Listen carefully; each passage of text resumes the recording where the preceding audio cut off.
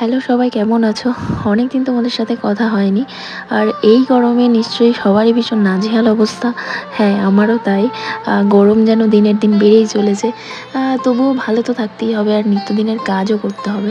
তো আজ সকালবেলায় হঠাৎই মনে হলো ঠাকুরঘরটা একটু সাজাবো, একটু গোছাবো, এবং কিছু ময়লা ধুলোও হয়েছিল, সেগুলো একটু পরিষ্কার করব। তো ওই লাল কাপড়টা ছিল ঠাকুরের আসনের ওপরে, এটা দেখে মনে হলো কিছু আলপনা দেওয়া যায়।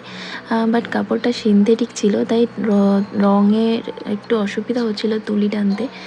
বাট যাই হোক, ম্যানেজ করে দিয়েছি। হালকা কিছু আলপনা দিয়ে একটু সাজিয়ে দিয়েছি।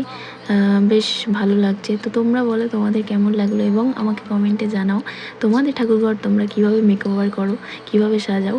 তো সেটা আমি শুনতে চাই।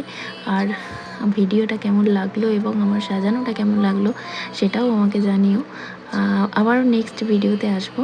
আজকের মতো টাটা।